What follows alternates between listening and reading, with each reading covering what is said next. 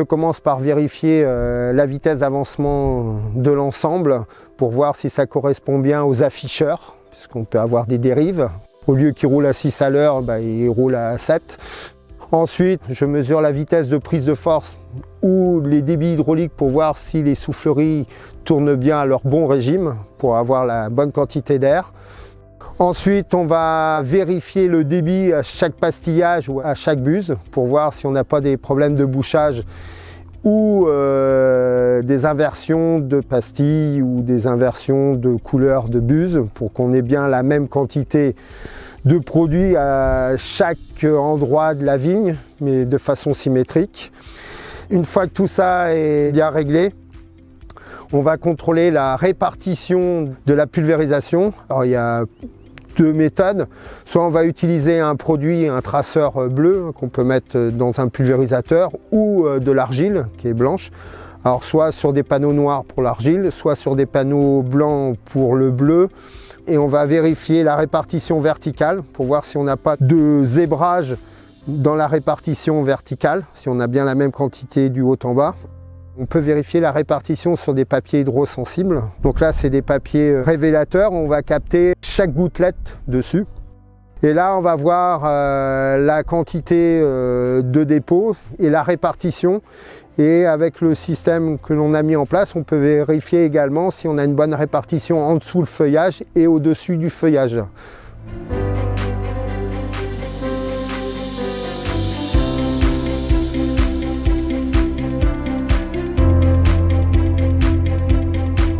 On s'aperçoit, c'est la limite de l'appareil, c'est-à-dire que les rangs qui ne sont pas visés vraiment sur la face directe, on a une pulvérisation plutôt fixée sur la surface du feuillage, mais pas en dessous du feuillage.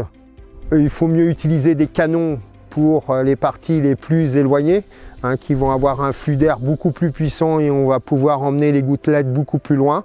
On a vu des mauvais montages. On avait une inversion entre des canons qui étaient montés au plus près de la végétation et des mains diffuseurs qui étaient montés au plus loin. Du coup, on aura inversé les deux canons qui sont à l'extérieur et on a changé le pastillage. La diffusion du produit n'était pas optimum et du coup, on a même désaccouplé les mains pour balayer plus large. Et les canons d'origine n'étaient pas bien fixés en fait sur l'appareil. Et du coup, on avait le canon qui est censé jeter le produit au plus loin, qui jetait dans le rang plus près. Et du coup, c'est un pulvé qui est fait pour mener 4 rangs de vignes. Et on s'apercevait qu'on traitait mal les 4 rangs de vignes. Donc c'est un test qui est nécessaire, je pense.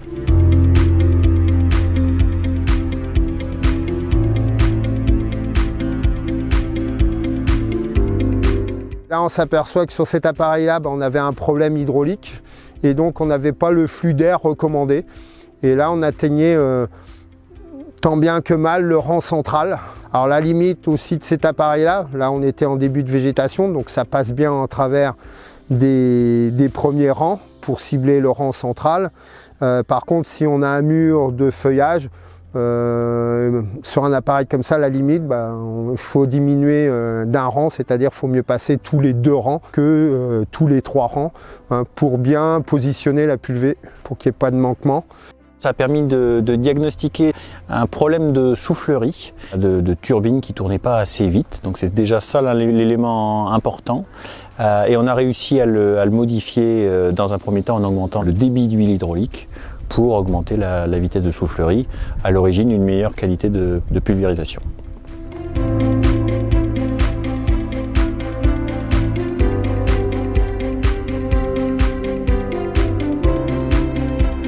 Ce qu'on a pu voir, c'est bien choisir la vitesse de rotation de la soufflerie, puisque si on se mettait en condition pleine végétation, il ne faut pas oublier non plus de monter en régime de soufflerie comme on n'a plus de surface foliaire, donc il nous faut plus d'intensité d'air pour rentrer dans la végétation, pour avoir un meilleur positionnement du produit.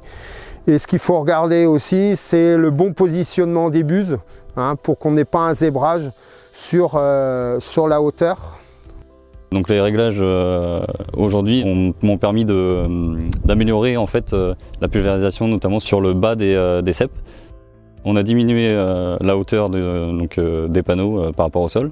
On a aussi également changé l'orientation des buses.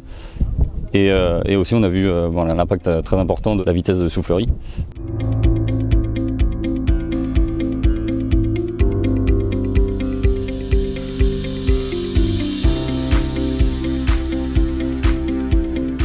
On a remonté un peu le volume de bouillie. Il faut savoir que sur ces appareils-là, on peut descendre à des bas volumes, mais en pleine végétation, c'est des appareils qu'il faut quand même tourner aux alentours de 130-140 litres minute pour qu'on ait le bon pixel de gouttelette. Et si on augmente un peu le volume de liquide par rapport à la quantité d'air qui est fixe, on grossit un peu le diamètre des gouttelettes, et ce qui fait qu'on a moins de dérives et moins de déperdition par l'évaporation. Les papiers hydrosensibles ont permis de mettre en évidence que la qualité de la pulvérisation était bonne initialement et qu'on pouvait améliorer un tantinet en augmentant le volume de bouillie à l'hectare. On a augmenté d'une quinzaine de %. Je pense que le contrôle des pulvérisateurs avec papier hydrosensible et avec quand même du personnel spécialisé devrait être fait de façon plus régulière et plus routinière pour mettre en évidence les points forts et les points faibles de nos appareils.